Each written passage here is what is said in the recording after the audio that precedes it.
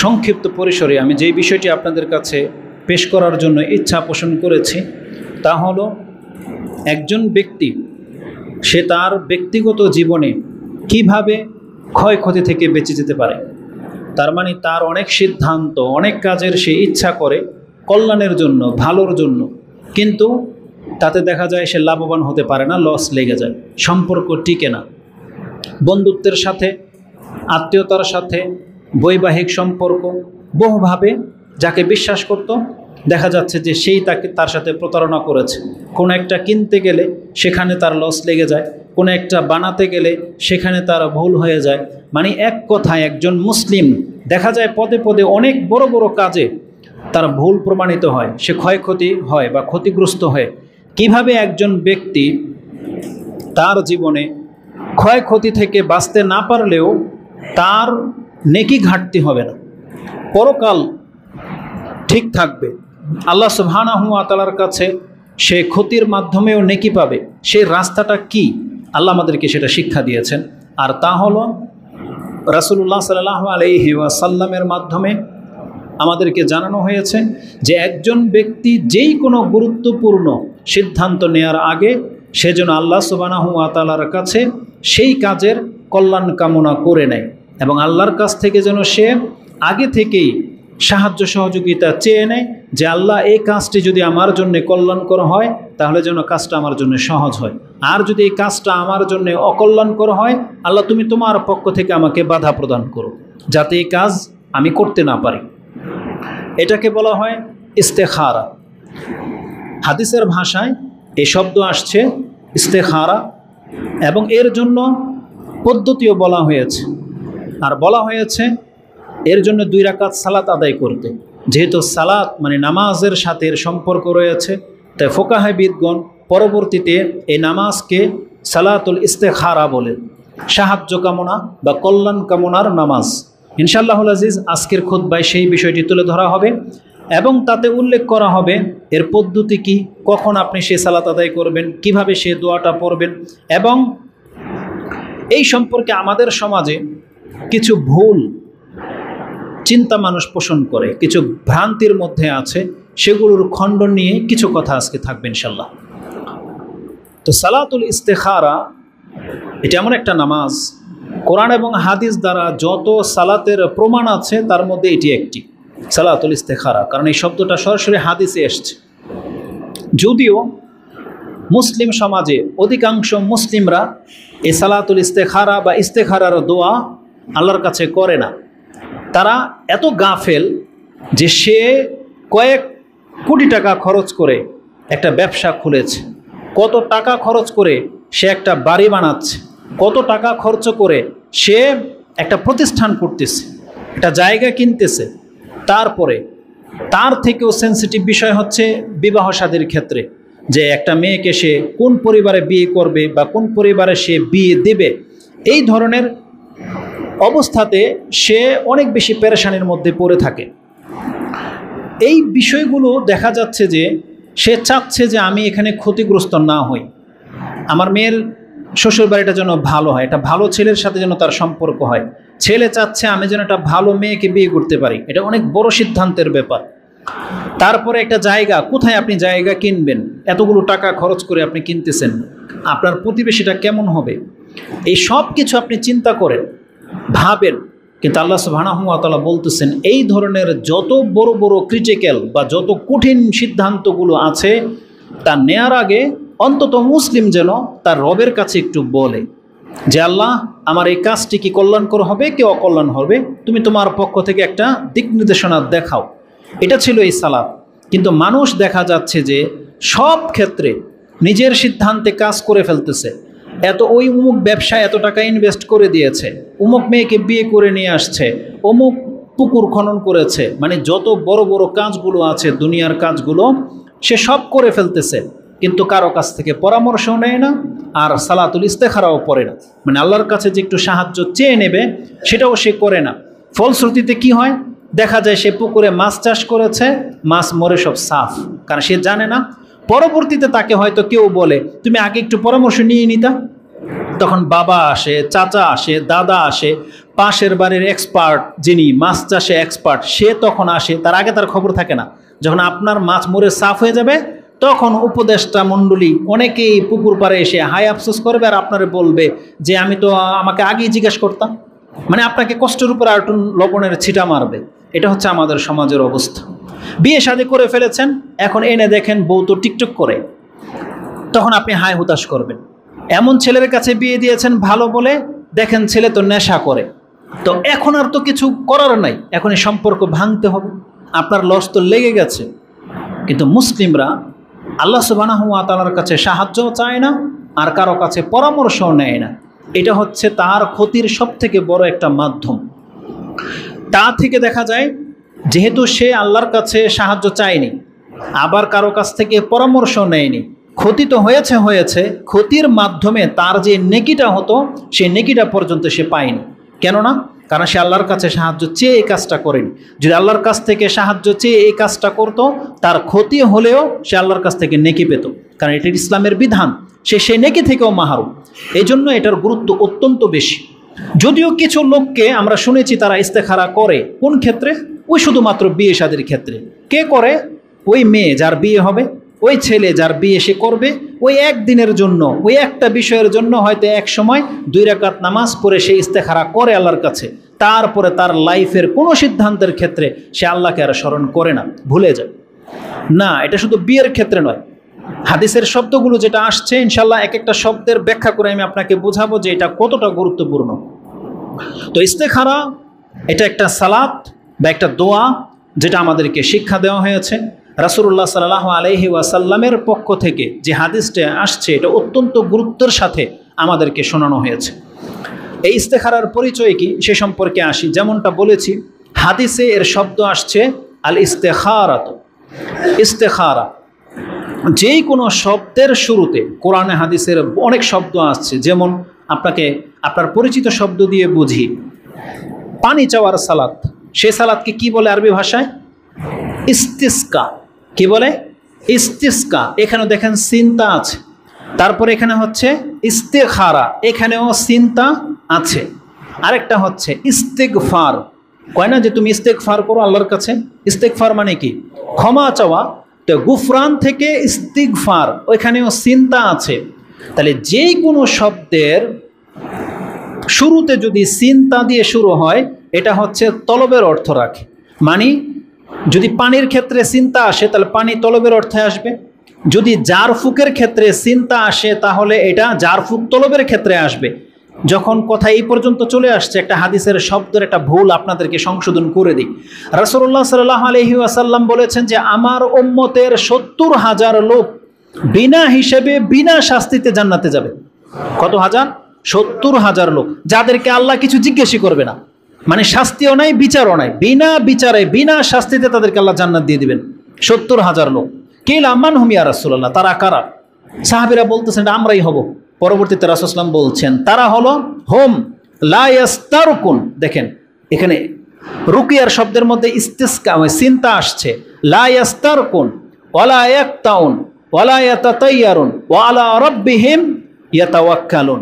বলা হয়েছে তারা জারফুক তলব করে না, তারা ভাগ্য গণনা করে না, তারা শরীরে দাগ কাটে না, তারা শুধু তার রবের ভরসায় চলে। ওহুম আলা রাব্বিহিম ইয়াতাওয়াক্কালুন, তারা তাদের রবের ভরসায় চলে। তা তার মানে কোনো ব্যক্তির অন্যের কাছে গিয়ে বলে না যে হুজুর আমাকে একটু জারফুক করে দেন, আমার পেটে ব্যথা, মাথা ব্যথা, আপনি একটু জারফুক করে দেন। তাহলে যেখানে জারফুক নেওয়াটা জায়েজ, আপনি যদি ইমামকে এসে বলেন যে আমার পেটে ব্যথা, আমার বাচ্চার পেটে ব্যথা বা কিছু, আপনি একটু জারফুক করে দেন, পানি পরা দেন, তেল পরা দেন, এটা কি জায়েজ? এটা ইসলামে জায়েজ। এই জায়েজ কাজটা যদি কেউ না করে, সে যদি আল্লাহর উপরে ভরসা করে চলে, এই সেন্সে যে আমি কারো কাছ থেকে কোনো ওই ঝাড়ফুক টারফুক নেব না, আমি আল্লাহর উপরে ভরসা করেছি, আমি সেটার উপরেই থাকবো। রাসূল সাল্লাল্লাহু আলাইহি ওয়াসাল্লাম বলছেন এই ব্যক্তি যদি কিয়ামত পর্যন্ত এইভাবে আল্লাহর উপরে ভরসা করে থাকতে পারে, তাহলে আল্লাহ একে বিনা হিসেবে জান্নাত দিয়ে দিবেন। তাহলে হাদিসে কি আছে? লা ইয়াস্তারকুন, মানে সে ঝাড়ফুক তলব করে না। এমন না যে সে নিজে রুকিয়া করে না, এমন না। অনেকে মনে করে কি যে ঝাড়ফুঁক করা মনে হয় থাক নাজায়েজ, আমি জারফুক না করলে মনে হয় 70,000-এর সাথে আমি মনে জান্নাতে যাব না। জারফুক করা জায়েজ, আপনি নিজেরটা নিজে করেন। রাসূলুল্লাহ সাল্লাল্লাহু আলাইহি ওয়াসাল্লাম প্রত্যেক রাতে শোয়ার সময় নিজে জারফুক করতেন না? সূরা ফালাক, নাস, ইখলাস পড়ে নিজের হাতে থুতু মারতেন, তারপর মাথা থেকে যত দূর পর্যন্ত হাত যায় এইভাবে তিনি নিজেকে জারফুক করতেন। হাসান হোসেনকে রাসূল সাল্লাল্লাহু আলাইহি ওয়াসাল্লাম জারফুক করে দিয়েছেন।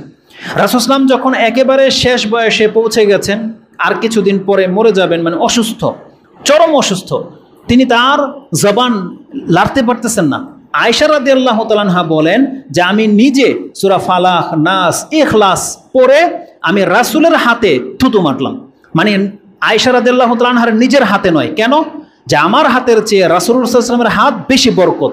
এই জন্য আমি, যেহেতু রাসূল জবান হিলতে পারতেছে না কিন্তু হাত তো চলে, তা আমি রাসূল সাল্লামের হাতে থুতু দিলাম এবং রাসূল সাল্লামের হাতটাই তার দেহে মাসাহ করে দিলাম, যাতে তার বরকতটা তিনি পান। তার মানে এতটা গুরুত্বপূর্ণ জারফুক করা, মানে নিজের জারফুক করা অত্যন্ত জরুরি। নিজের সন্তানকে সকাল সন্ধ্যায় জারফুক করবেন, কারণ এটা আপনাকে শয়তান থেকে হেফাজত করবে। কিন্তু আমরা বাপ মারা নিজেরা তো জারফুক করেই না, আমাদের সন্তানদেরকেও শিখাই না, আমরা হুজুরদের উপরে ডিপেন্ডেন্ট হয়ে বসে থাকি। আমরা কোনো একটা পীরের মানে সহবত নিয়ে বসে থাকি যে কিছু হলে তো পীর বাবার কাছে আমরা যাবই, কিছু হলে অমুক হুজুরের কাছে তো আমরা যাবই। এতে কি হয়, যদি ওই ব্যক্তির জারফুক কাজ করে তাহলে দেখা যায় এতে কি হয়, একজন মানুষ আরেকজন মানুষের প্রতি দুর্বল হয়ে পড়ে। আমি যদি জারফুক করি আর আপনার রোগ যদি আল্লাহ না করুক, আল্লাহ করুক যে ভালো হয়ে যায়, তাহলে দেখা যাবে যে আপনি অথবা আমি ফিতনায় পড়ে যাব। আমার কাছে একটা কেমন যেন একটা পাওয়ার মনে হবে, আরে আমার জারফুক তো কাজ হয়। আপনি মনে করবেন দেখলেই যে এই তো মাহমুদ ভাই ওনার জারফুক দিলেই কাজ হয়, তাহলে আমার প্রতি একটা এক্সট্রা ভক্তি আপনার চলে আসবে, আল্লাহর প্রতি ভরসাটা একটু কমে আসবে। এই রাস্তাটাকে রাসূলুল্লাহ সাল্লাল্লাহু আলাইহি ওয়াসাল্লাম বন্ধ করতে চেয়েছেন। এই জন্যে অন্যের কাছে জারফুক তলব করা জায়েজ, কিন্তু রাসূল সাল্লাল্লাহু আলাইহি ওয়াসাল্লাম বলেছেন যেই ব্যক্তি জায়েজ কাজটুকু করবে না, সে যদি তার রবের ভরসায় চলে, তাহলে এমন ব্যক্তিদেরকে আল্লাহ বিনা হিসেবে জান্নাত দেবেন। তো চিন্তার ক্ষেত্রে এখানে চলে গিয়েছিলাম। তো চিন্তা থাকা মানে হচ্ছে তলব করা, তাহলে ওই হাদিসে জারফুক তলব করার কথা আছে। তো এই ইস্তেখারা মানে হচ্ছে, খারা হলো খায়ের থেকে, খায়ের হলো মূল মাদ্দা, এখান থেকে ইস্তেখারা শব্দটা আসছে, মানে কল্যাণ তলব করা। তো যেই সালাতকে হাদিসের ভাষায় সালাতুল ইস্তেখারা বলা হয়েছে, তার মানে হচ্ছে কল্যাণ কামনা করার সালাত বা নামাজ। মানে আপনি আল্লাহর কাছে কল্যাণ কামনা করবেন কিসের মাধ্যমে? 2 রাকাত নামাজ পড়ে। যেই কোনো ক্ষেত্রে আপনি আল্লাহর কাছে কল্যাণ চাইতেই পারেন। এটা হবে আজকের আমাদের মূল বিষয়। এর গুরুত্ব কি? হাদিসে যে শব্দটা আসছে আমি সেটা নিয়ে আজকের খুতবা রেডি করেছি। ইমাম বুখারী রাহিমাহুল্লাহ তার কিতাবের 3 জায়গায় এই হাদিসটা এনেছেন। এক জায়গায় এনেছেন 19 নম্বর অধ্যায়, তাহাজ্জুদের অধ্যায়। তাতে তিনি প্রমাণ করার জন্য এই হাদিস এনেছেন যে রাতে এবং দিনের যেই কোনো নামাজ 2 রাকাত 2 রাকাত 2 রাকাত করে পড়াটা উত্তম।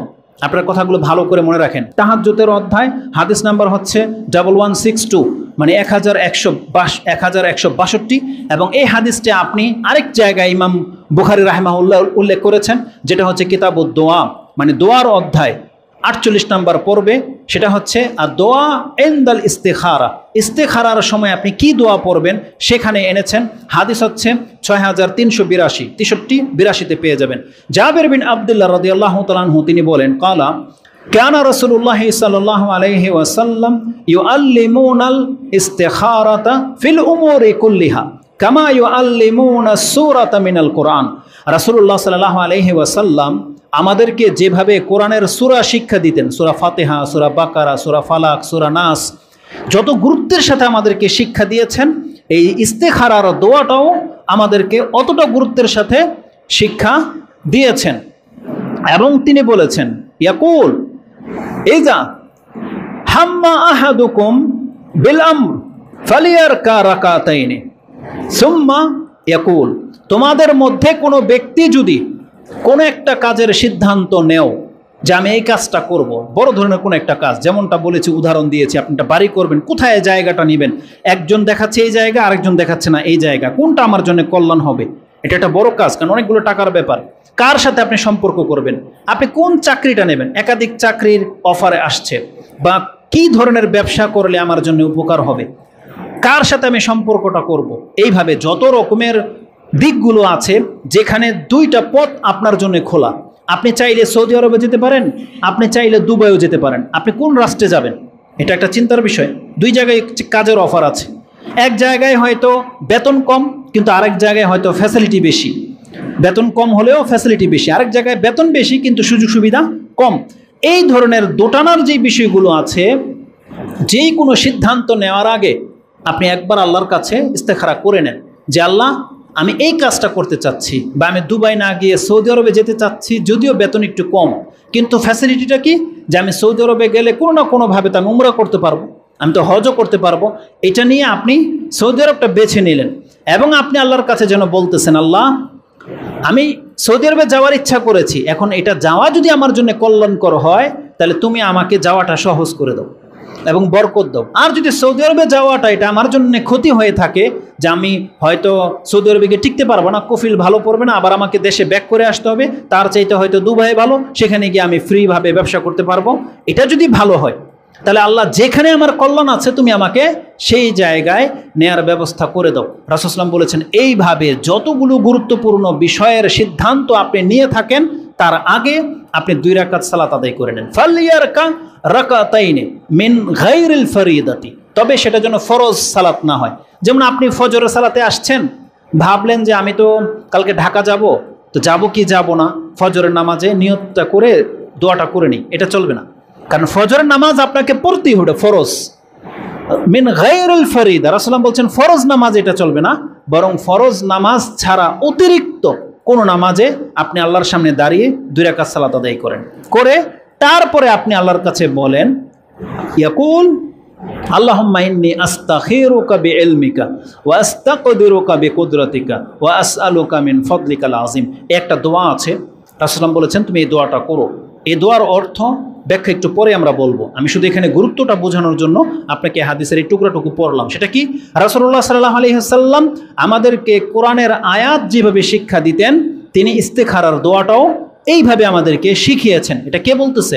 জাবের বিন আব্দুল্লাহ রাদিয়াল্লাহু তাআলা আনহুমা। জাবের রাদিয়াল্লাহু তাআলা আনহু একজন সাহাবী আমাদেরকে বলতেছেন যে কোরআন যেভাবে আমরা শিখেছি গুরুত্বের সাথে, আমাদেরকে এই দোয়াটাও অতটা গুরুত্বের সাথে শেখানো হয়েছে।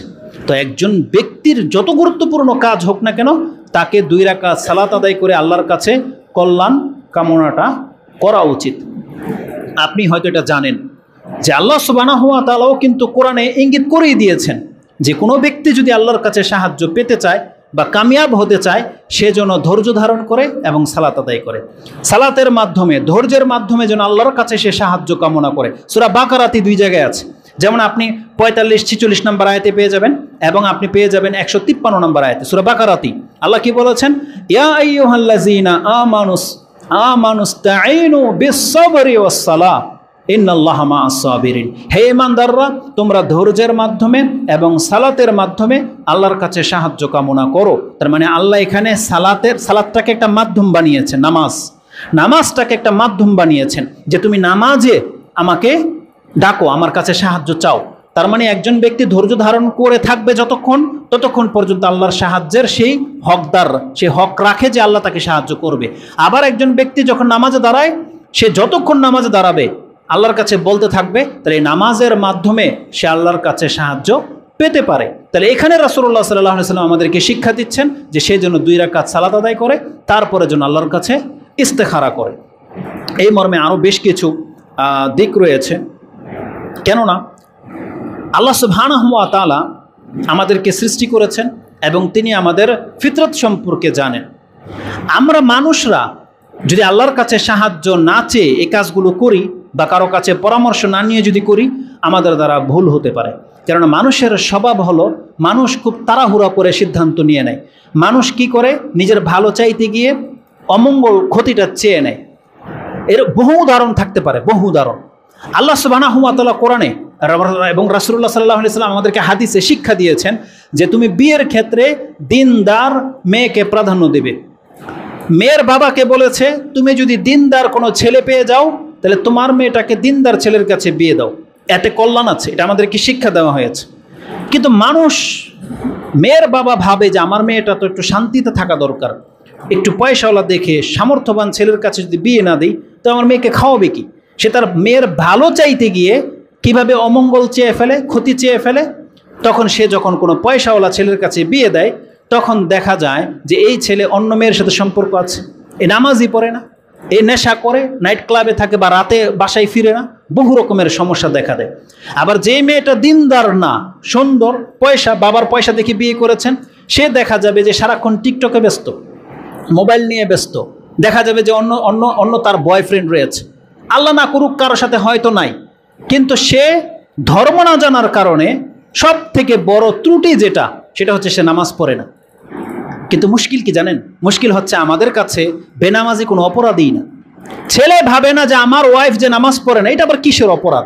বউ ভাবে না আমার স্বামী যে নামাজ পড়ে না, এটা আবার কিসের অপরাধ।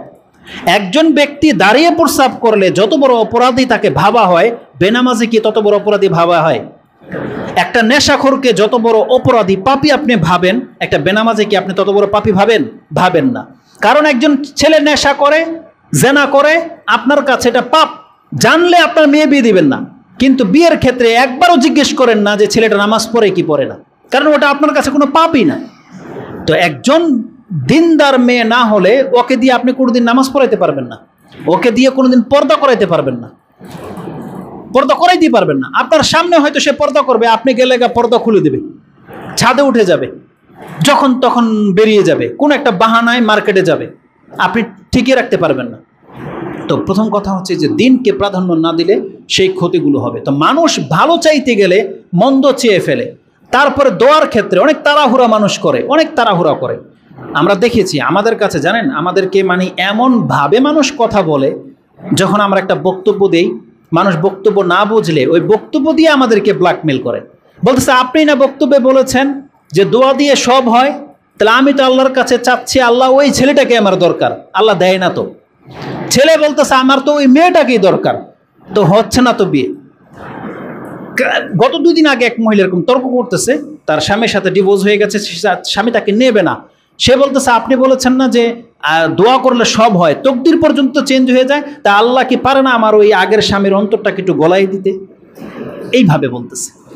তো বলতেছে যে আপনাদের দোয়া তো কবুল হয়, তা আপনারা দোয়া করেন, আমাকে বলতেছে এইভাবে। কিন্তু এ জানে না যে দোয়ার 3টা রূপ। দোয়ার কয়টা রূপ? 3টা রূপ। দোয়া কোনোদিন মিস হয় না, কোনো মুসলিমের দোয়া কোনোদিন মিস হয় না। আল্লাহ সুবহানাহু ওয়া তাআলার কাছে সে যেটা চাচ্ছে, এই ডাক আল্লাহর কাছে পৌঁছে যায়। এখন আল্লাহ সিদ্ধান্ত নেয় যে এই দোয়াটা কবুল করাটা কি অর্জনে কল্যাণকর, নাকি ওই যে একটা বিপদ আসতেছে আমি বিপদটাকে দূর করে দেব, নাকি ও তো অনেক পাপী, কিয়ামতের মাঠে এটাকে রিজার্ভ করে রেখে দেব যে এর মাধ্যমে ওকে আমি নাজাত দিয়ে দিব। এটা সিদ্ধান্ত কে নেয়? আল্লাহ নেয়। তা আল্লাহ হয়তো সিদ্ধান্ত নিয়েছেন যে তোমার এই দোয়াটা আমি কবুল করব না, এটা আমি রেখে দিলাম, কিয়ামতের মাঠে তোমাকে নাজাত দেব। কিন্তু আপনি তাড়াহুড়ো করে বলতেছেন আল্লাহ তোমার এত ডাকলাম, আল্লাহ তুমি আমার এটা দিল না, আপনি ডাকা বন্ধ করে দিলেন। আমাদেরকে শিক্ষা দেওয়া হয়েছে দোয়ার 3টার যে কোনো একটা হয়, হয় বান্দাকে তৎক্ষণাৎ সেটা দিয়ে দেওয়া হয়, অথবা তার থেকে একটা বিপদকে দূর করে দেওয়া হয়, এর চাইতে বড় বিপদ যেটা আসতে ছিল ওটাকে দূর করে দেবে আল্লাহ, ওটা আপনার জীবনে আসবে না। আর না হয় কিয়ামতের মাঠে আপনার জন্য সেটাকে রিজার্ভ করে রেখে দেওয়া হবে। আপনি যখন ডান দিকে তাকাবেন তখন দেখতে পাবেন বিশাল এক নেকির পাহাড়। আপনি বলবেন এত নেকি কোত্থেকে আসলো? তখন আল্লাহ সুবহানাহু ওয়া তাআলা আপনার প্রতিদিনের প্রত্যেক একটা দোয়া, ওই দোয়াগুলোকে আল্লাহ যে জমা করে রেখেছিল সেটা আপনাকে দেখাবে যে তোমার এই দোয়াগুলো যেগুলো দুনিয়াতে কবুল হয়নি, এটা আমি নেকি দিয়ে রিজার্ভ করে রেখে দিয়েছি।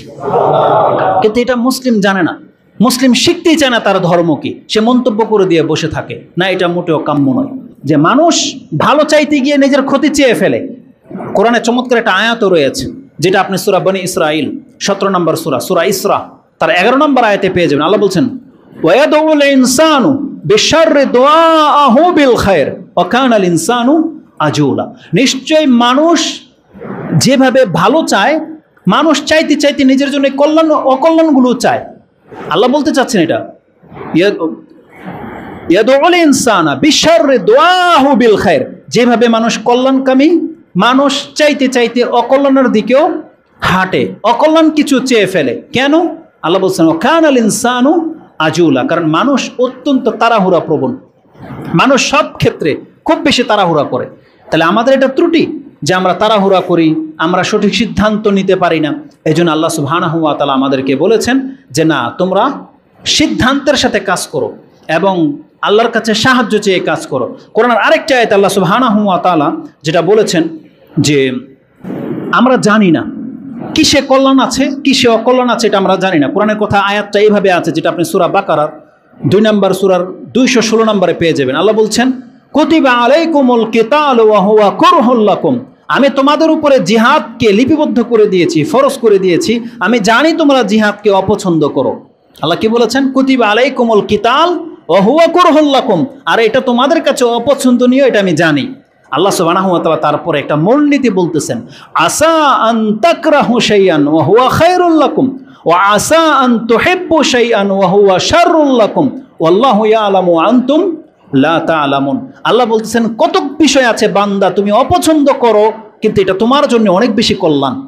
আর কতক বিষয় যেগুলো তুমি ভালোবাসো সেগুলো তোমার জন্য অকল্যাণ, কিন্তু তুমি জানো না, যার ফলে তোমার কল্যাণকর বিষয়টাকে তুমি অপছন্দ করতেছো। আল্লাহু ইয়ালামু ওয়া আনতুম লা তা'লামুন, আল্লাহ জানে তুমি জানো না। তাহলে এটা হচ্ছে আমাদের জ্ঞানের ত্রুটি। জিহাদ যে আল্লাহ ফরজ করেছেন এটা আমরা অপছন্দ করি, রক্ত ঝরানো হবে, একে অপরকে হত্যা করবে, কেমন এটা, এমন একটা অনেকে মন্তব্য করে। কিন্তু আল্লাহ কি বলেছেন? ওয়া হুয়া খায়রুল লাকুম, কি কল্যাণ আছে আমাদের মধ্যে জিহাদ। যেই রাষ্ট্রের মুসলিমরা যদি ইসলাম পালন করতে না পারে, আল্লাহ বলতেছে ওদের বিরুদ্ধে জিহাদ করো। তাহলে মানে জিহাদ করলে মুসলিমরা এমন একটা রাষ্ট্র পাবে যেখানে তাদেরকে বাধা দেওয়ার কেউ থাকবে না। তাহলে আমরা যেমন বাংলাদেশে স্বাধীন একটা দেশে আছি, যদি আমাদের জিহাদ করার প্রয়োজন নাই, কিন্তু যদি এটা এমন একটা রাষ্ট্র হতো যে আমাদেরকে এইভাবে সালাত পড়তে দিত না, আমাদের কি করার ছিল? আমাদেরকে শক্তিশালী হওয়া দরকার ছিল, যারা বাধা দেয় তাদেরকে সমূলে বিনাশ করা দরকার ছিল, ছিল না? এটাই তো জিহাদ। কিন্তু সেই প্রেক্ষাপটটা নাই। আলহামদুলিল্লাহ, আল্লাহ আমাদেরকে একটা স্বাধীন রাষ্ট্রের নাগরিক বানিয়ে দিয়েছেন। কিন্তু সিচুয়েশনটা এরকম ছিল কিনা? রাসূলুল্লাহ সাল্লাল্লাহু আলাইহি সাল্লামকে মক্কার তাওয়াফ করতে দিত না, সাহাবীদেরকে নামাজ পড়তে দিত না। তার মানে আল্লাহ সুবহানাহু ওয়া তাআলা তাদের উপরে জিহাদ ফরজ করে দিয়েছেন, তারা একটা শক্তিশালী রাষ্ট্র পেয়েছেন। তারপরে জিহাদের মাধ্যমে কি হয়েছে? তারা গনিমতের মাল পান। জিহাদে যারা মরে যাবে তারা শহীদের মর্যাদা পেয়ে যাবে, জিহাদ থেকে যারা ফিরে আসবে তারা গাজীর মর্যাদা পেয়ে যাবে। জিহাদের গনিমতের মাল পাচ্ছেন, এগুলো কিসের মাধ্যমে হয়? দাসীর মালিক হতে পারবেন, কিসের মাধ্যমে হবে? জিহাদের মাধ্যমে হবে না? এখন জিহাদও নাই, আপনি দাসীও নাই। জিহাদ নাই, গনিমতও নাই। জিহাদ নাই, আপনি মরলে শহীদ হবেন না, সে রাস্তা বন্ধ করে দিয়েছি আমরা। তো আল্লাহ সুবহানাহু ওয়া তাআলা বলতেছেন, কোন একটা কিছুর মধ্যে তোমার অপছন্দনীয় কাজ থাকতে পারে, কিন্তু তার মধ্যে আমি বহু কল্যাণ রেখে দিয়েছি। তো এটা গেল জিহাদের চ্যাপ্টার। মানে দুনিয়াবি ব্যাপারে আসেন, আল্লাহ বলেছেন দিনদার মহিলাকে বিয়ে করো। হতে পারে সে একটু খাটো, হতে পারে সে একটু কালো, হতে পারে তার বাবার টাকা কম, কিন্তু কল্যাণ এর মধ্যেই বেশি আছে। কারণ সে তোমার সৎ সন্তান জন্মাবে, সে তোমার সম্পদের হেফাজত করবে, সে অপচয়কারী হবে না, সে তোমার খেদমত করবে, তোমার সন্তুষ্টি অসন্তুষ্টির খেয়াল রাখবে, সে বাচ্চাগুলোকে পড়ালেখা করে মানুষ করিয়েবে। এগুলো হচ্ছে দিনদার মহিলাদের কাজ। কিন্তু এর বিকল্প যারা আছে তারা অন্য কোনো না কোনো দিক থেকে আপনাকে ফ্যাসিলিটি ঠিকই করবে, কিন্তু দিনের ত্রুটি থাকার কারণে আপনি আপনার পরিবারটাকে ধ্বংস করে দেবেন। সৎ সন্তান কোনোদিন আসবে না তার পেট থেকে। তো জীবনের প্রতিটা ক্ষেত্রে যেমন হালাল ইনকাম ধরে নেন, হালাল ইনকাম অল্পই হয় সাধারণত, কিন্তু আপনি যদি হারাম ইনকাম করেন, যদি হালাল ইনকাম কলা বাদাম ছোট ছোট ব্যবসায়ী হোক না কেন, আপনি জানেন অল্প লাভ, কিন্তু আপনি যদি ফ্যান্সি ডিল, ওই মদ গাঁজা এগুলো বিক্রি করেন, অনেক লাভ। কিন্তু আল্লাহ সুবহানাহু ওয়া তাআলা কি বলেছেন? যে কিছু জিনিস আছে যেটা তোমার জন্য কল্যাণকর, কিন্তু তুমি এটাকে অপছন্দ করো, আর যেগুলো আছে তোমার জন্য অকল্যাণকর তুমি সেটাকে পছন্দ করো। একজন ব্যক্তি হারাম টাকায় যদি কোটিপতি হয়ে যায়, রেজাল্ট কি? তাকে জাহান্নামে যেতে হবে। আর একজন হালাল খাওয়া ব্যক্তি যদি অল্প খায়, রেজাল্ট কি? তাকে আল্লাহ সুবহানাহু ওয়া তাআলা জান্নাত দেবে। তো জীবনের বহু ক্ষেত্রে আপনি এটাকে প্রয়োগ করতে পারেন। আল্লাহ সুবহানাহু ওয়া তাআলা বলতেছেন, আসা আন তাকরাহু শাইআন ওয়া হুয়া খায়রুল লাকুম, অথচ সেটা তোমার জন্য উত্তম ছিল, কিন্তু আল্লাহু ইয়ালামু আনতুম লা তা'লামুন। যেহেতু আমরা জানি না, যার ফলে কোন কাজটা করলে আমার জন্য কল্যাণকর হবে, কোন কাজটা করলে আমার জন্য অকল্যাণকর হবে, যেটা আমি জানি না, এজন্য যিনি জানে তার কাছে তো জিজ্ঞেস করা দরকার ছিল। এটাই আল্লাহ সুবহানাহু ওয়া তাআলা আমাদেরকে শিক্ষা দিয়েছেন। মুসলিম, তুমি যদি তোমার রবের প্রতি বিশ্বাস এনে থাকো, তাহলে তোমার ব্যক্তিগত বড় বড় কাজের সিদ্ধান্ত নেওয়ার ক্ষেত্রে তুমি তোমার রবের সাথে একটু ডিসকাস করে নাও, তুমি তোমার রবের সাথে একটু পরামর্শ করে নাও। ভালো মন্দ হবে এটা পরে বুঝবে, তোমার রব বুঝবে, কিন্তু তুমি তোমার রবের দরবারে একটু আসো, এসে আগে বলো যে আমি এটা করতে চাচ্ছি আল্লাহ। হাদিসের দোয়াটা যেটা আসছে ওটা বুঝতে পারবেন যে কত ক্লিয়ার কথা আমাদেরকে শিক্ষা দেওয়া হয়েছে। তো গুরুত্বের ক্ষেত্রে রাসূলুল্লাহ সাল্লাল্লাহু আলাইহি ওয়াসাল্লাম আমাদেরকে বলেছেন আমাদের ব্যক্তিগত যত বড় সিদ্ধান্তের কাজই আমরা করি না কেন এটা যেন ইস্তেখারার মাধ্যমে যেন করা হয়। এতে করে কি হবে? ক্ষতি থেকে বাঁচা যাবে। ইস্তেখারা যারা করে না, এই মর্মে একটা সহিহ হাদিস আছে, যদিও কালকে আমি খুঁজেছি মুসাদ আহমদে, কিন্তু আরবির শব্দটা না জানার কারণে আমি খুঁজে পাই নাই। একজন আলেম দেখলাম সে রেফারেন্স দিয়েছে যে হাদিস বুখারীতেও আছে, আহমদেও আছে, তিরমিজিতেও আছে, কিন্তু আমি পাইনি খুঁজে। হাদিসটা ছিল এরকম, ওই ব্যক্তি কোনোদিন লাঞ্ছিত হবে না যে সব কাজ ইস্তেখারা করে করে, মানে আল্লাহর কাছে কল্যাণ কামনা করে করে, এই ব্যক্তি কোনোদিন লাঞ্ছিত হবে না। ওই ব্যক্তি কোনোদিন লাঞ্ছিত হবে না যে মানুষের সাথে পরামর্শ করে কাজ করে, এবং ওই ব্যক্তি লাঞ্ছিত হবে না যে তার ভাগ্যে যা লেখা হয়েছে তাতে সে অসন্তুষ্ট হয় না। কথা প্রত্যেকটা সঠিক, কিন্তু হাদিসের রেফারেন্সটা নাম্বারটা আমি এখন খুঁজে পাইনি বিদায় নিচ্ছি না, পারতেছি না দিতে। ইনশাল্লাহ এটা খুঁজে বের করবো, পরবর্তী বক্তব্য এটা দেওয়া হবে। যে হাদিসটা পেয়েছি, যেটা ইমাম তিরমিজি বলেছেন, এই হাদিসটা আমাদের কাছে দুর্বল। নাসিরউদ্দিন আলবানীর তাহকিকে বলেছেন এটা দুর্বল, কিন্তু তাতে কি আছে?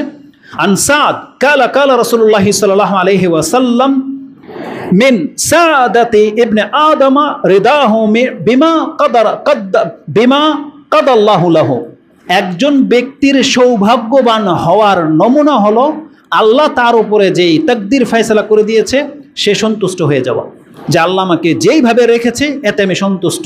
সে যদি তার জায়গায়, যেমন আপনাকে আল্লাহ সৃষ্টি করেছেন, আপনি যদি বলেন আমি সন্তুষ্ট, আল্লাহ আমাকে যেমন রেখেছে আমি সন্তুষ্ট, এটা তার সৌভাগ্যবান হওয়ার লক্ষণ। রাসূল কি বলেছেন? এটা তার সৌভাগ্যবান হওয়ার লক্ষণ। ওয়ামিন শাকাওয়াতি ইবনে আদমা তারকুহু ইস্তিখারাতিল্লাহ। আর মানুষের হতভাগা হওয়ার নমুনা হলো ইস্তেখারা ছেড়ে দেওয়া, মানে সে আল্লাহর কাছে সাহায্য কামনা করবে, তলব করবে, কল্যাণ কামনা করবে, এটা যদি কেউ ছেড়ে দেয় এটা তার হতভাগা হওয়ার নমুনা। এই ভাষায় ইমাম তিরমিজি হাদিসটাকে এনেছেন, কিন্তু নাসিরউদ্দিন আলবানী বলছেন সানাদের দিক থেকে এই হাদিস হচ্ছে দুর্বল। যে হাদিসটা আপনি 2151-তে পেয়ে যাবেন, এটা আমি আমার মূল দলিল হিসেবে পেশ করছি না, জাস্ট এটা বোঝানোর জন্য যে ইস্তেখারা ছেড়ে দেওয়াটা একটা অপছন্দনীয় কাজ। এই হাদিস একটা দুর্বল হাদিস, কিন্তু এই কথাটা তাতে আছে। কিন্তু সহিহ হাদিস যেটা, ওটার মধ্যে কি আছে? যে একজন ব্যক্তি যদি কল্যাণকর কাজ করে আল্লাহর কাছে সাহায্য চায় তাহলে সেই ব্যক্তি কোনোদিন লাঞ্ছিত হবে না। ওই হাদিসটা সহিহ, যদি এটা নাম্বার এখন আমি আপনাকে দিতে পারতেছি না। তো ইস্তেখারা যেটা আমি আপনাকে দেখাতে চাচ্ছি অত্যন্ত গুরুত্বপূর্ণ হাদিস। এবার আসুন ওই হাদিসটি পুরোটা আমি আপনার কাছে বলি, যে হাদিসের শব্দগুলো কি আসছে। জাবির বিন আব্দুল্লাহ, এটা প্রথম অংশ আমরা পড়েছি, যে রাসূল সাল্লাল্লাহু আলাইহি ওয়াসাল্লাম বলেছেন কোনো ব্যক্তি যদি কোনো কাজের সিদ্ধান্ত নেয় সেই জন্য 2 রাকাত সালাত আদায় করে, তারপরে যেন সে এই দোয়া করে। কি দোয়া করে? রাসূল সাল্লাল্লাহু আলাইহি ওয়াসাল্লাম বলেছেন আল্লাহুম্মা ইন্নী আস্তাখিরুকা বিইলমিক। একটু আগে বলেছি যেটা আল্লাহ জানে আমরা জানি না, এই জন্য প্রথম জুমলা আপনার, আল্লাহ আমি তোমার কাছে কল্যাণ কামনা করতেছি তোমার ইলমের মাধ্যমে, কারণ তোমার যে জ্ঞান আছে সব কিছুর উপরে, তুমি যেহেতু জানো, এই জন্য আমি কল্যাণ চাচ্ছি, যে কোন কাজটার মধ্যে আমার কল্যাণ আছে তুমি আল্লাহ এখন বলো। বিইলমিক ওয়াস্তাকদিরুকা বিকুদরাতিক, এবং আমি এই কাজের শক্তি সামর্থ্য চাচ্ছি তোমার কুদরতের কারণে। তোমার যে কুদরত আছে, ক্ষমতা আছে, তুমি চাইলে আমাকে ক্ষমতা দিতে পারো, তুমি আমার এই কাজ করার ক্ষমতা দাও। এই যে একটা কথা আছে না, লা হাওলা ওয়ালা কুওয়াতা ইল্লা বিল্লাহ, জানেন দোয়ার মানে কি? লা হাওলা মানে আপনি আপনার অবস্থা থেকে ফিরতে পারবেন না, ওয়ালা কুওয়াতা আর ফেরার ক্ষমতা আপনার নাই, ইল্লা বিল্লাহ তার মানে কি আল্লাহর ইচ্ছা ছাড়া। আল্লাহ যদি কোনো ব্যক্তিকে প্যারালাইসিস করে দেয়, ও হিলতে পারবে? কিন্তু আমি আর আপনারা হাত হিলতেছে, এটা কে শক্তি দিয়েছে? তাহলে প্যারালাইসিস যারা আছে ওরা তো হাত পা আছে নাই, কিন্তু এটা কাজ করে না, এই শক্তিটা কে নিয়ে নিয়েছে? আল্লাহ সুবহানাহু ওয়া তাআলা। আল্লাহ শুধু ইশারা করলে এগুলো সব লক হয়ে যাবে। অনেকের দেখবেন চোখ আছে, আপনারও চোখ আছে, আমারও চোখ আছে, কিন্তু আপনি দেখতে পাই, সেই লোকটা দেখতে পায় না। অথচ আপনি তাকায় দেখেন তার চোখে কোনো রকমের ত্রুটি পাবেন না, খুব চমৎকার চোখ, কিন্তু দৃষ্টি নাই। আপনারও জবান আছে, আমারও জবান আছে, আপনি শুনতে পাচ্ছেন, আমিও শুনতে পাচ্ছি, কিন্তু আমারই মতো আরেক ভাই মুখও আছে, কানও আছে, ও বলতে পায় না, শুনতেও পায় না।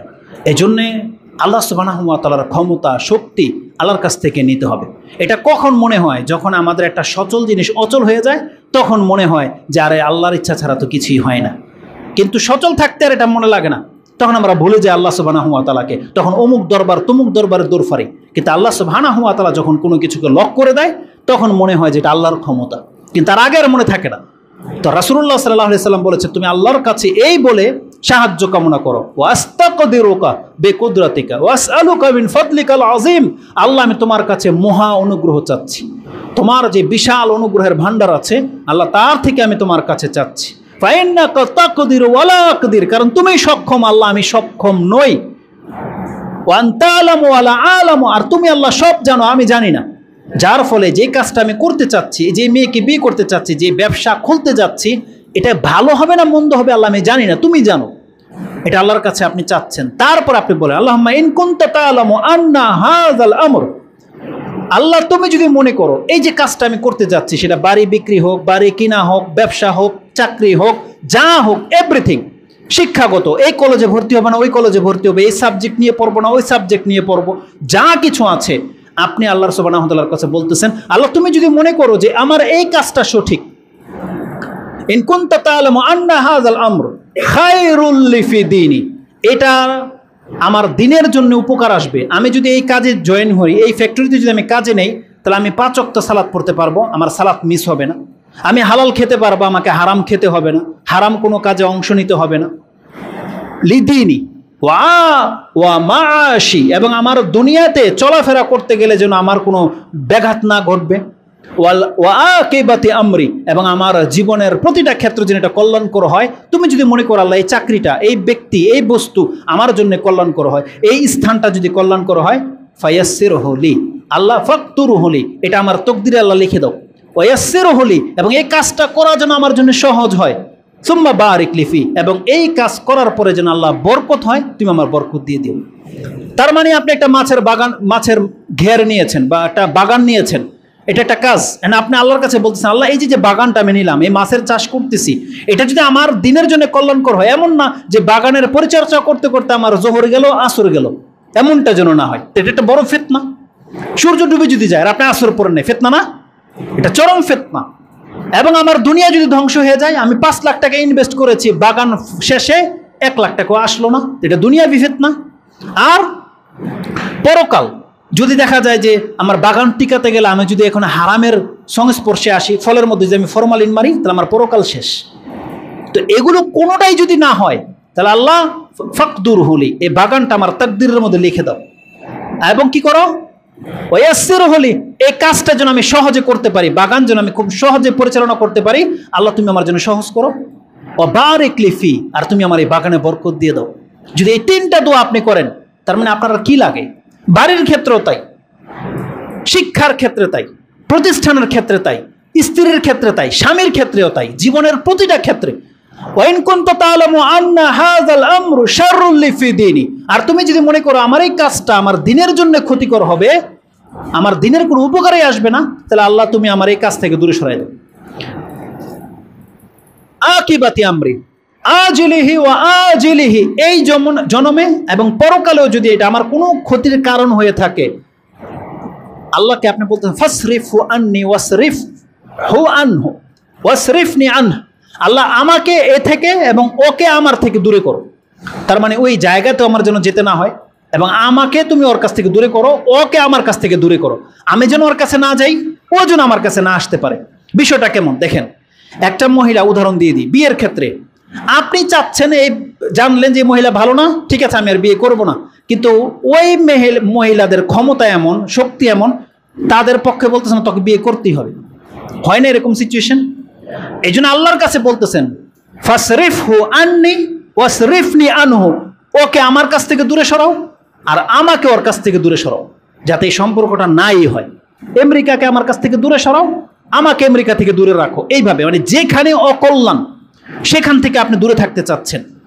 আর ওয়ায়াকদুরহু লি হাইসু মা কান, আর যেখানে আমার জন্য তাকদীরের জন্য ভালো হবে, আল্লাহ তুমি আমাকে সেখানে নিয়ে যাও, যেখানে আমার সংসার ভালো টিকবে আমাকে ওই পরিবারে নিয়ে যাও। সুম্মা রাদ্দিনি বি, এবং যেই মহিলাকে আমি গ্রহণ করব বা যে স্বামীকে আমি গ্রহণ করব, আল্লাহ তাকে যেন আমি পেয়ে সন্তুষ্ট হয়ে যাই, তুমি আমাকে এমন কাউকে দান করো, এমন একটা চাকরি দাও যেটা পেয়ে আমি সন্তুষ্ট হয়ে যাই, এমন একটা প্রতিবেশী দান করো যে এলাকায় বসবাস করলে আমি সন্তুষ্ট হয়ে যাব। আপনি এইভাবে ইস্তেখারা করে আল্লাহর কাছে তখন দোয়া করতে পারেন। এটা আমাদেরকে শিক্ষা দেওয়া হয়েছে, যেটা ইমাম বুখারী রাহিমাহুল্লাহ তিনি তার দোয়ার অধ্যায়ে এনেছেন। হাদিস যেমনটা বলেছে 6382, এটা ছিল হাদিস। এই হাদিস থেকে আমরা কি শিক্ষা পাচ্ছি সংক্ষিপ্ত আকারে সেটা আমি আপনাকে বলে দিই। অত্যন্ত গুরুত্ব দেখানো হয়েছে যে আমাদেরকে কোরআনের সূরা যেভাবে শিক্ষা দেওয়া হতো, এই দোয়াটা এতটা গুরুত্বের সাথে শিক্ষা দেওয়া হতো। কারণ রাসূল সাল্লাল্লাহু আলাইহি ওয়াসাল্লাম কি বলেছেন যে কামা ইউআল্লিমুনা সূরাতা মিনাল কোরআন, এতটা গুরুত্বের সাথে এই দোয়া শিক্ষা দেওয়া হয়েছে। এই জন্য যেই ব্যক্তি সূরা ফাতিহা জানেন তাকে এই দোয়াটা মুখস্থ করা উচিত। কারণ আপনার জীবনের বহু ক্ষেত্রে আপনি কাউকে পাবেন না, পাশে কেউ নাই সাহায্য করার মতো, কিন্তু আপনার রব তো আছে, আপনি তাকে বলেন। 2 রাকাত নামাজ পড়ে এই দোয়া আপনি পড়েন। আর কি শিখলাম এখান থেকে? যে জীবনের প্রতিটা ক্ষেত্রে যেন আমরা এটা করি। কারণ রাসূল সাল্লাল্লাহু আলাইহি ওয়াসাল্লাম বলেছেন ইউআল্লিমুনাল ইস্তিখারা ফিল উমুরি কুল্লিহা, রাসূল সাল্লাল্লাহু আলাইহি বলেছেন জীবনের প্রতিটা ক্ষেত্রে তুমি এটাকে ব্যবহার করো। এটা শুধু বিয়ের ক্ষেত্রে না, এটা শুধুমাত্র ব্যবসার ক্ষেত্রে না, জীবনের যে কোনো সিদ্ধান্তের ক্ষেত্রে।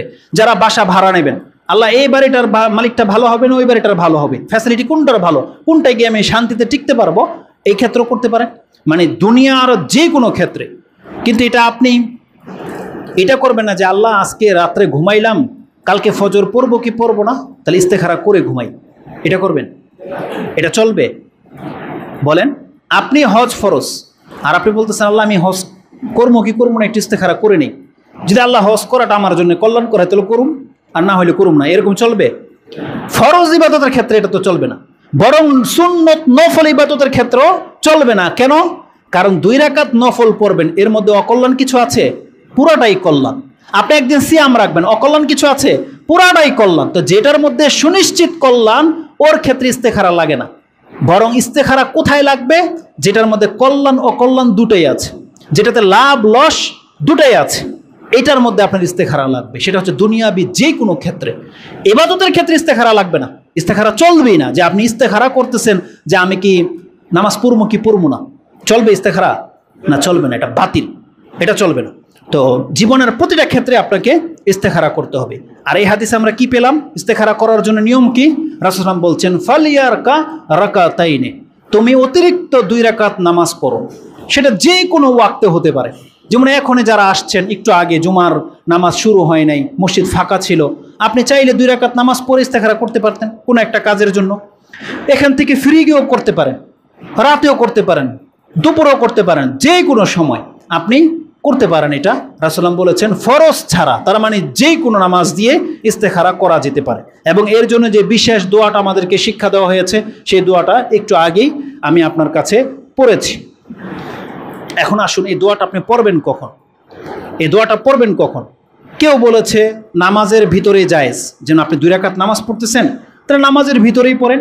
তাহলে নামাজের ভিতরে যদি কোনো ব্যক্তি দোয়াটা পড়তে চান, তাহলে তার জন্য 2টা জায়গা উত্তম। হয় সেজদাতে পড়েন, এই কথা সেজদায় পড়ে গিয়ে আল্লাহর কাছে বলেন আল্লাহ আমি কাজটা করতে চাচ্ছি, আল্লাহ। তার জন্য 2টা জায়গা উত্তম। হয় সেজদাতে পড়েন, এই কথা সেজদায় পড়ে গিয়ে আল্লাহর কাছে বলেন আল্লাহ আমি কাজটা করতে চাচ্ছি, আল্লাহ তুমি যদি মনে করো কল্যাণ কর, আল্লাহ সহজ করো। যদি মনে করো যে না এটা আমার জন্য ক্ষতি, আল্লাহ একে আমার কাছ থেকে দূরে সরাও, সেজদাতেই করে। আর না হয় আরেকটা উত্তম জায়গা আছে, সেটা হচ্ছে সালাম ফিরানোর পূর্বে। সালাম ফিরানো বাকি, আপনি আত্তাহিয়াতু শেষ, দুরুদ শেষ, 4টা জিনিস থেকে আশ্রয় চেয়ে নিয়েছেন, এখন শুধু সালাম ফিরাবেন, তখন আপনি বসে আল্লাহর কাছে দোয়াটা করে নেন।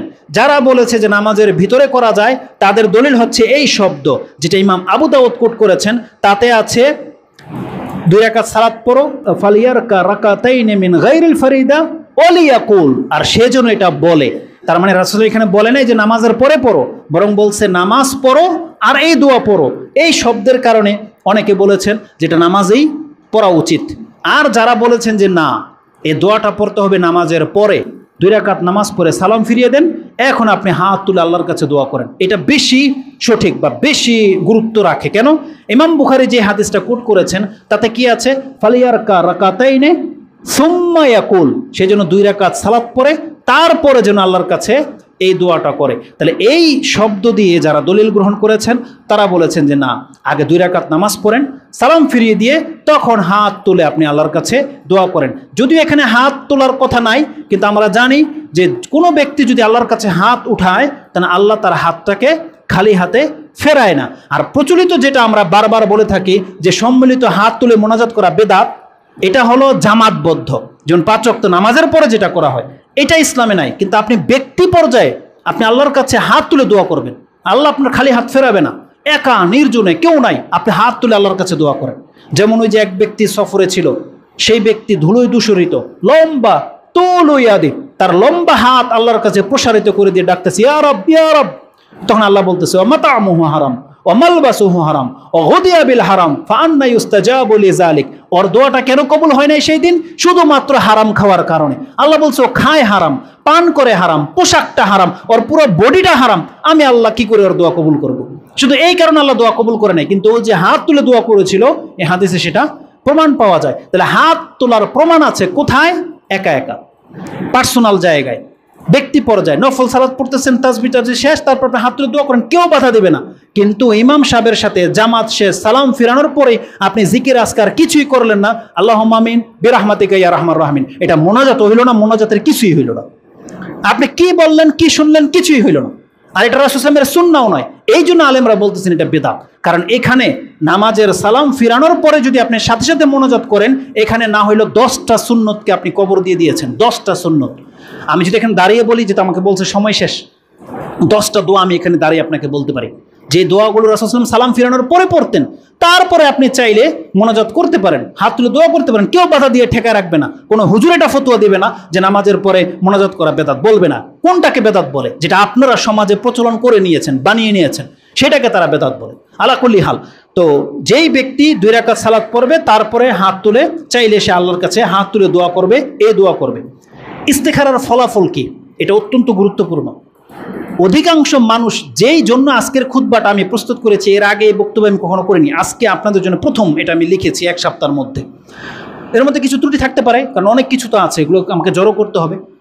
ইস্তেখারা সম্পর্কে আমি যখন নেটে সার্চ দিয়েছি, অধিকাংশ মানুষ যে ভুলটা করে, বড় বড় ডিগ্রিধারী আলেমের বক্তব্য আমি শুনলাম, তারা পর্যন্ত একই ভুল করেছে। তারা মানুষকে এমন ভুল কিছু শিক্ষা দেয়, নিজের মন গড়া, তার কোনো দলিল নাই। কোনো ব্যক্তি যদি এটা সহি কোনো হাদিস দিয়ে প্রমাণ করতে পারে, তখন আপনি আমাকে ধরবেন যে আপনি না বলেছিলেন নাই, তাহলে এই হুজুর কিভাবে দলিল দিল? দলিল থাকলে আপনি তারটা মেনে নেবেন, আমারটা ছুঁড়ে ফেলে দিবেন। একটাও সহি হাদিস নাই যে ইস্তেখারার পড়ার পরে আপনাকে ঘুমিয়ে যেতে হবে, তারপর আল্লাহ আপনাকে স্বপ্নে দেখাবে। এগুলো সব ভাউতাবাজি কথা, ভিত্তিহীন। ইসলামের এর সাথে কোনো সম্পর্ক নাই। রাসূল কি বলেছেন? কোনো ব্যক্তি যখন কোনো কাজের সিদ্ধান্ত নেয়, তখন তাকে এটা করতে হবে। সকালবেলা, দিনের বেলা আপনি গেছেন কোথায়? আপনার মার অপারেশন করানো হবে, আপনার বউর সিজার করানো হবে। এখন দুইটাই আপনার সামনে উপস্থিত, যে তুমি কোনটা গ্রহণ করবা। তাহলে আপনি বলতে পারেন ঠিক আছে, আমাকে 5 মিনিট সময় দেন, 5 মিনিট আমি 2 রাকাত সালাত পড়তে পারেন আপনি, তাই না?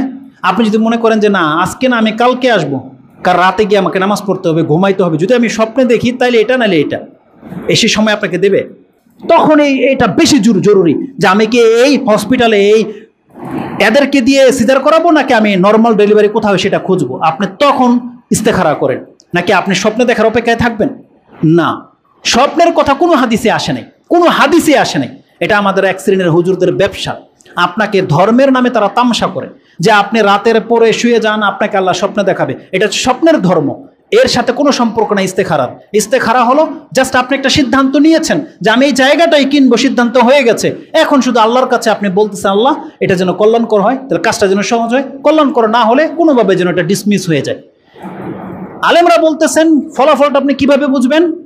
হয়তো আল্লাহর পক্ষ থেকে কাজটা আপনার জন্য সহজ করে দেওয়া হবে, যে সহজই কাজটা হয়ে গেল, তখন আপনাকে বুঝতে হবে যে আলহামদুলিল্লাহ তাহলে এটাতে বরকত হবে। আর এই ফলাফল জানার কোনো মাধ্যম নাই, ফলাফল একটাই, সেটা হলো যেই বিষয়ে আপনি ইস্তেখারা করেছেন, এটা যেই দিন এই ঘটনাটা সমাপ্ত হয়ে যাবে, লস হোক আর লাভ হোক, আপনি জেনে নেন এটাই হলো ফলাফল। আপনি হারেন আর জিতেন, এটাই আল্লাহর ইচ্ছা। আপনি দোয়া করেছেন, তারপর আল্লাহর ইচ্ছা ছিল আপনি ঠকবেন, ঠকেছেন, আপনাকে মেনে নিতে হবে, এটাই হচ্ছে তাকদীর। কিন্তু আপনাকে স্বপ্নে দেখাবে, এগুলোর কোনো ভিত্তি নেই, কোনো ভিত্তি নেই। এটা কেউ বলতেছে ইয়া রাসূলুল্লাহ, আমাদেরকে বলতেছে ভাই আমি তো অনেকদিন ইস্তেখারা করেছি, স্বপ্নে তো কিছুই দেখি না। আরও আজীব কি লেগেছে জানেন? ইন্ডিয়া, পাকিস্তানে, অন্য অন্য রাষ্ট্রগুলোর মধ্যে কি আছে, এরা কি শিক্ষা দেওয়া হয়? কেউ নাকি বলেছে যে তুমি বাম পাশ থেকে কোরআনটাকে খোলো, প্রথমে যদি জান্নাত শব্দটা তোমার চোখে পড়ে, তার মানে এটা করো, আর যদি জাহান্নাম শব্দটা পড়ে, তাহলে তুমি এটা কইরো না। আচ্ছা, এগুলো কি ধর্ম? আচ্ছা, এমন একটা পৃষ্ঠা খুললেন যেটার মধ্যে জান্নাতের কথাও নাই, জাহান্নামের কথাও নাই, তাহলে আর একটা পৃষ্ঠা বলতেছে। কেউ বলতেছে যে স্বপ্নে যদি আপনি লাল কিছু দেখেন, তাহলে তুমি এ মেয়ের বিয়ে করো না, বা এই কাজটা করো না। আর যদি সবুজ কিছু দেখো তাহলে তুমি করো। তার মানে লাল সিগন্যাল বোঝেন না, থেমে যাও, আর সবুজটা কি মানে যাও। আর এটা তো মক্কার মুশরিকরা করতো। তীর রাখতো, ধনুকের মানে তীর রাখতো থলিতে, বের করলো লেখা থাকতো ইফআল, তার মানে করো। আরেকটা বের করলো লা তাফাল, করো না। এটা তো মক্কার মুশরিকরা করতো। মুসলিমদেরকে আল্লাহ বলছে যে তুমি এরকম একটা কিছু বের করো যে হ্যাঁ অথবা না। শালিক ঢিলা পাখি দিলাম, যদি জোড়া যদি ডান দিকে যায় তাহলে ভাগ্য ভালো, বাম দিকে গেলে ভাগ্য খারাপ। এগুলো দেখেন না আমাদের সমাজের স্কুল প্লাপান করে, দুইটা দেখলে এরকম করে, বেজর দেখলে যেন কি করে কামড় দেয়, বেরেন কিছু করে না। এগুলো দেখেন আমরা হাসি, কিন্তু এগুলো সব শিরকি আলামত। এগুলো হচ্ছে শিরক। এগুলো আল্লাহ সুবহানাহু ওয়া তাআলার বিধানের সাথে তামসা করা। আমাদের বাচ্চাদেরকে এগুলো শেখাতে হবে যে এগুলো যেন তাদের জীবনে অ্যাপ্লাই না করে। এগুলো মুসলিমরা করে, মুসলিমদের কোনো এরকম কিছু নাই। মুসলিমের সবটাই কল্যাণকর। আপনি সিদ্ধান্ত নিয়েছেন, আমি সিদ্ধান্ত নিয়েছি আজকে এখানে খুতবা দেব, রাস্তায় যদি 100টা অ্যাক্সিডেন্ট হতো আমাকে ঠেকায় রাখতে পারতো? যদি আমি অ্যাক্সিডেন্ট হতাম তাহলে আমি অপারক যে আসে পুষতে পারলাম না, দুঃখিত, কিন্তু ওই অ্যাক্সিডেন্টকে আমাকে ঠেকায় রাখবে? এটা হচ্ছে কুসংস্কার। ওই আপনাকে ঠেকিয়ে দেয় একটা ঝাড়ু, উল্টা কলস, উল্টা জুতা, আপনি থেমে যান কেন? আপনি কি মুসলমান নয়? এগুলো হইতেই পারে, হইতে পারে না? এগুলো হইতেই পারে। এগুলোতে আপনার কর্ম থেমে থাকবে না। মুসলিম সবসময় আল্লাহর ভরসা করে চলবে। যেহেতু অনেক মানে লম্বা হয়ে যাচ্ছে, এটা ছিল আজকে বলার মূল উদ্দেশ্য যে ইস্তেখারা সালাতের সাথে স্বপ্নের কোনো সম্পর্ক নাই। আরেকটা অত্যন্ত গুরুত্বপূর্ণ বিষয় ছিল যে ইস্তেখারার সাথে ভালো ফল পেতে হলে আপনি পরামর্শ করে কাজ করবেন। আপনি নিজে ইস্তেখারা করবেন না, সিদ্ধান্ত নিয়ে নেবেন না, এটা ভুল হতে পারে। আপনি আপনার পিতার সাথে, আপনি আপনার দাদার সাথে, আপনি আপনার বড় ভাইয়ের সাথে, আপনার চাচা যে বিজ্ঞ, যে আপনাকে ভালো পরামর্শ দিতে পারে, আপনি তার সাথে পরামর্শ করবেন। প্রয়োজনে আপনার যে এলাকায় বাড়ি কিনবেন সে এলাকায় কোনো বন্ধু বান্ধব থাকলে তাকে বলবেন খোঁজখবর নিতে। যেই মেয়েকে বিয়ে করবেন আপনি আপনার আত্মীয় স্বজনের পক্ষ থেকে খোঁজ নেবেন। আল্লাহ বলছে তুমি পরামর্শের ভিত্তিতে কাজ করো। আর এটা আমার আপনার কতটা গুরুত্বপূর্ণ, যেখানে আল্লাহ রাসূলকে বলেছেন এই কথা, হে নবী আপনি পরামর্শ করে কাজ করবেন। আরে যার কাছে ওহী আসে যথেষ্ট হয়ে যেত, কিন্তু আল্লাহ বলছে না, বিভিন্ন ক্ষেত্রে আমি তোমাকে ওহী করব না। দুনিয়াবি এই ক্ষেত্রে তুমি সাহাবীদের পরামর্শ নিয়ে চলতে হবে। যুদ্ধ কিভাবে করতে হবে, খন্দকের যুদ্ধ ওহীর মারফতে হয়েছিল না পরামর্শের মারফতে হয়েছিল? ইরানের একজন সাহাবী, সম্ভবত সালমান ফারসি, তিনি বলেছিলেন ইয়া রাসূলুল্লাহ যুদ্ধ হলে আমরা তো গর্ত করি। তো রাসূল বলছে এটাই অ্যাপ্লাই করা হোক। খন্দকের যুদ্ধ খনন করা হলো, কাফেররা এবার আসতে পারলো না, পরামর্শের ভিত্তিতে হয়েছে। এই জন্য আল্লাহ সুবহানাহু ওয়া তাআলা বলেছেন মুমিনদের উচিত সব কাজ পরামর্শ করে করা। এটা এতটা গুরুত্বপূর্ণ জানেন, ইস্তেখারার চাইতেও বেশি গুরুত্বপূর্ণ হচ্ছে পরামর্শ করে কাজ করা। যার কারণে কোরআনে আল্লাহ একটা সূরায় রেখে দিয়েছে, কি সূরা আশ-শূরা। 42 নম্বর সূরাটাই হচ্ছে পরামর্শের সূরা, যে মানুষ যেন পরামর্শ করে কাজ করে। যদি কোনো ব্যক্তি পরামর্শ করে কাজ করে আশা করা যায় সে ঠকবে না। যে কোনো কিছু কেনার আগে সেজন্য একটু পরামর্শ করে নেয়। এই মর্মে শুধু একটা আয়াত স্মরণ করিয়ে দিই, যেটা আল্লাহ সুবহানাহু ওয়া তাআলা রাসূলকে বলেছেন এই কথা। আল্লাহ বলেছেন ফাবিমা রাহমাতিম মিনাল্লাহি লিনতা লাহুম, যেটা সূরা আলী ইমরান 3 নম্বর সূরার 159 নম্বরে রয়েছে। আল্লাহ সুবহানাহু ওয়া তাআলা বলেছেন এটা আল্লাহর দয়া যে তোমাকে নরম ভাষী করে সৃষ্টি করা হয়েছে। তারপর আল্লাহ বলতেছেন ওয়ালাউ কুনতা ফাজ্জান গালিযাল কলব, তুমি যদি কঠোর হৃদয়ের হইতা লানফাদ্দু মিন হাউলিক, তা তোমার কাছ থেকে সাহাবীরা সব দূরে সরে যেত। তারপর রাসূলুল্লাহ বলছেন ফাআফু আনহুম, তাদের কিছু অপরাধ হলে তুমি তাদেরকে ক্ষমা করে চলো। ফাআফু আনহুম, আল্লাহ সুবহানাহু ওয়া তাআলা রাসূলকে এখানে শিক্ষা দিচ্ছেন সাহাবীদেরকে ক্ষমা করে চলেন, তাদের জন্য আল্লাহর কাছে ক্ষমা চান, এবং ওয়াশাওিরুহুম ফিল আমর, সিদ্ধান্তের ক্ষেত্রে আপনি বিজ্ঞ সাহাবীদের কাছ থেকে পরামর্শ গ্রহণ করেন। সুবহানাল্লাহ, আল্লাহ রাসূলকে বলতেছেন এই কথা। এটা রাসূলের কোনো প্রয়োজন ছিল না, কিন্তু এটা কাদের জন্য? আমাদের জন্য, যেটা আমাদের রাসূলের সুন্নাহ। রাসূলকে পর্যন্ত পরামর্শ ভিত্তি করে কাজ করতে হয়েছে, এটা অত্যন্ত গুরুত্বপূর্ণ। এজন্য আপনি যত বড় এডুকেটেড পার্সন হয়ে যান না কেন, যত বিদ্যা বুদ্ধি আপনার থাকুক না কেন, যত পাওয়ার আপনার থাকুক না কেন, সব কাজ আপনি একা সিদ্ধান্ত নিয়ে করবেন না, এতে আপনার ক্ষতি হতে পারে। এলাকার মাতাব্বর যিনি হন তার ক্ষমতা থাকতে পারে, কিন্তু সে যদি এলাকার বিভিন্ন মানুষের সাথে পরামর্শ করে কাজ না করে না, সেই জাতি উন্নতি হতে পারবে না। আল্লাহ সুবহানাহু ওয়া তাআলা আমাদেরকে বোঝার এবং সে অনুযায়ী আমল করার তৌফিক দান করুন। আরও বেশ কিছু কথা থেকে গেছে, আল্লাহ সুবহানাহু ওয়া তাআলা আমাদের জন্য এই কথাগুলোকে বলার